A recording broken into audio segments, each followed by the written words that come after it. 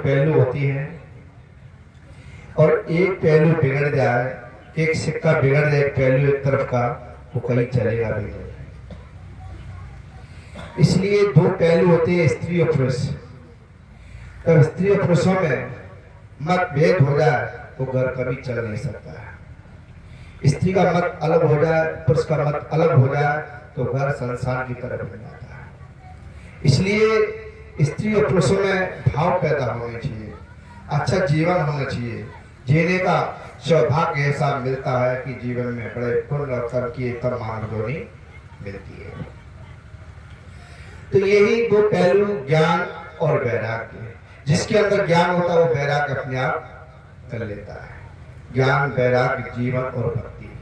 हमारा ये जीवन सफल हो गया तो भक्ति का मार्ग अपने आप ही बन जाता है। तो इसलिए जीवन हर चीज के पहलू बनाए हैं बड़े बड़े महापुरुषों ने, ये मानव के सुधार के लिए किया है।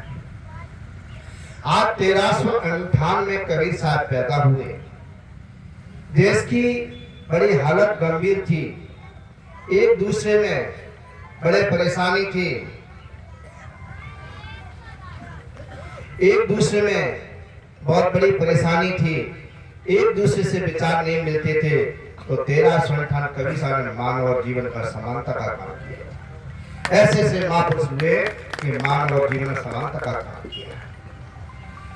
आज जितने भी बड़े बड़े महापुरुष हुए, बुद्ध भी हुए, कबीर हुए, बड़े बड़े महान व्यक्ति हुए, ये मानव के सुधार के लिए तो हुए। आज हमारे साथ भी साथी हैं। आज इस क्षेत्र में इनका ऐसा ऊर्जामान चल रहा है कि सूर्य की तरफ प्रकाश की किरण फैलती है। ऐसे महापुरुषों की बहुत जरूरत है। आज हमारे परम पूज्य हैं, मैं वहां आश्रम देखा तो मुझे बहुत अच्छा लगा। तो मैंने देखा साबी तो बहुत बड़े निर्बलता और स्वभाव की निर्बल है। वो कहीं कबीरा मन निर्बल हो जैसे गंगा नीर, पीछे पीछे हर प्रे कहत कबीर कबीर। ऐसा संतों का स्वभाव होता है, निर्बल होते हैं जैसे कोमल का फूल होता है और एकदम शक्ति होती है। फूल आपके पास नहीं जाता है, फूल के पास आप खुद पहुंच जाते हैं। क्यों? उनके आक्षेप शक्ति ऐसी है कि फूल अपने आप बुला लेता है कि फूल तो बहुत अच्छा है, बहुत कोमल और स्वभाव का है। ऐसे ही महापुरुष की वाणियों में बड़ा कोमल भाव, जीवन, ज्ञान, विवेक और बुद्धि बहुत बड़ा निरंतर होती है।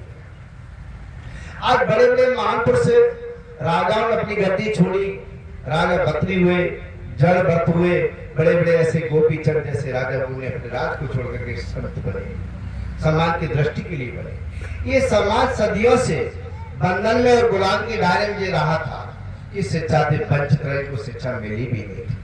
आज हमारे बहनों और भाइयों को, आज बहन भी सदियों से इनको शिक्षा नहीं मिली, कई वर्ष बीत गए शिक्षा नहीं, इनकी गुलाम के दायरे में आज भी तक वही बंधन में बंधी रहती है।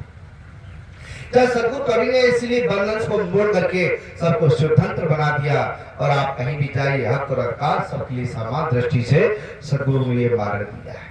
चाहे स्त्री हो चाहे पुरुष हो, सबके लिए समान दृष्टि है, ज्ञान सभी ले सकते, चाहे बहन हो चाहे भाई हो, सबके लिए ज्ञान बराबर तौर दिया जाता है। इस जीवन के लिए बड़े बड़े प्रयास किए लोगों ने। तो कबीरा मन जैसे गंगा नीर, पीछे पीछे कहत कबीर कबीर। ऐसे महापुरुषों की वाणी में आता है।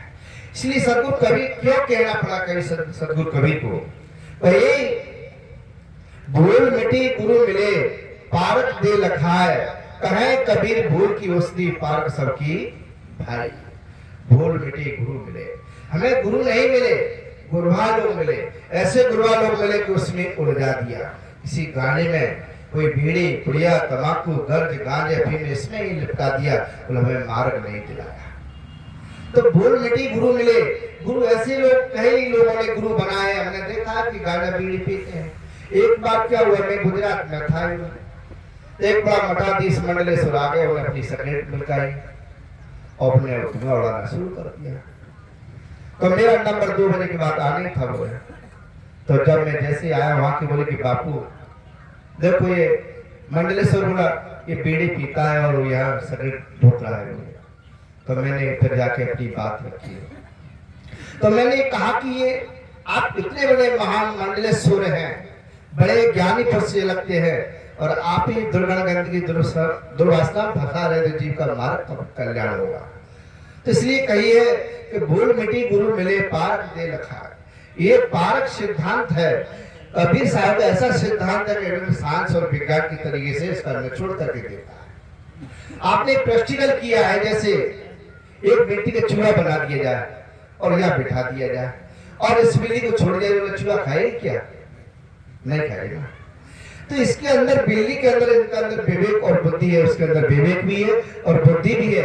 वो जानती है चूहा मिट्टी का है और जो इसकी ठीक है बोलती नहीं है, तो हमने इसके अंदर विवेक तो है और इंसान सारे काम करता हुआ है। अब बताइए इंसान क्या करता है कि आज पशु के चारे में कोई हड्डी डाल दिया जाए, शराब की बोतल छोड़े चारा खाएगा? नहीं खाएगा। वो सब मन सारे काम करता हुआ, चोरी करे, अपराध करे, छल करे, कपट करे, हिंसा करे, सारे काम मनुष्य करता है और कहता कि मैं हंस हूँ, प्राणी हूँ, चेतन हूँ, जीव हूँ, सब कुछ बताता हूँ और सारे काम इसके गलत व्यवहार में रहता है। हम कैसे माने कि तुम संतों को उपदेशी हो, संत के मार्गदर्शक हो तुम?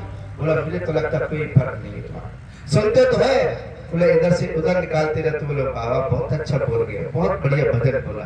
बोले ऐसा अच्छा बोला तो इसी में थोड़ा उसमें बह जाते हैं। इसलिए अंदर जो भी ऐसे प्राणी को जीवन में आपको ये पशु अपने कर्म पे निर्भर रहता है, बोले मानव अपने कर्म से भेद होगा, उतर गया होगा।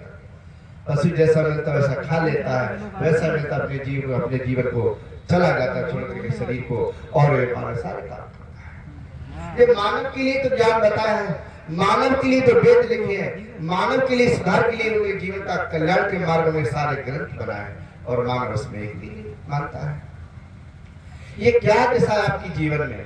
तो इसलिए बड़े बड़े महापुरुषों ने भूल मिटी गुरु मिले पारक दे लखार, कहे कबीर भूल की औषधि, हम लोग भूल की औषधि पीते। कोई डॉक्टर भाई हो और दो चार किसी डॉक्टर साथ ले लिया, उसने बोला मैं तो पूरा डॉक्टर ही बन गया। अब किसी ने दवा गलत ही दे दी तो क्या हो, मरीज की बीमारी तो कुछ है, इलाज कुछ हो रहा है इसके लिए। जे हालत गुरुआ की वाणी में हो गया। संत बन जाते हैं, बोला उन्हें ज्ञान विवेक नहीं, कपड़ा तो सब मन मैले तन उजरे बबला पत्त रे तो जाती तो कागा वाला भीतर बार कौवा खेत जाते तो भैया हमें ठीक है, तो हम तो अंदर कार्य और ऊपर कार्य है और तुम जाते तो भाई मन मैले तन उजरे। तो बबला जैसे बबला आप कल देखा, बबला की क्या चालू, बड़ा ध्यान निरंतर बैठ करके बड़ा साधन करने लगता है। पड़ोसों ने बोली, बहन बोला बबला बड़ा ध्यान करता है। अरे भैया तुझे नहीं पता डगवासी जाने बगुला के कारनाम कैसे है। क्यों कि कारनाम ऐसे है कि उसके लिए बैठा, ध्यान के लिए नहीं बैठा, इसके नाम के लिए नहीं बैठा, वो तो केवल मछली के लिए बैठा है।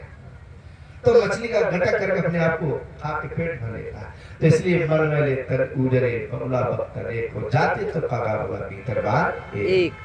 तो ऐसा नहीं होना चाहिए। मैंने देखा लोगों में भी, मैंने 9 वर्ष की उम्र में सारा जीवन को प्रैक्टिकल किया। मैंने इतनी साधन किया कि 8 साल खाना नहीं खाया, जंगल में निवास किया, मैंने साधन किया, धूनी भी लगाया, प्रैक्टिकल किया मैंने। तो ये धूनी लगा करके मैंने अपनी साधन किया, वो गर्मी में धूनी लगा कर बैठ। फिर मैंने जल में बैठे शुरू किया, जड़खाली में सर्दी पड़ती है ना तो वहाँ साधन किया। ये सारी चीज का प्रैक्टिकल किया। आज सांसिक क्या कहते हैं हम लोग की, एक आह्वान बनाते हैं और हवन में अनुष्ठान करते, उसमें क्या रखते हैं, जल का फूल रख देते हैं और मंत्र की उच्चारण करते।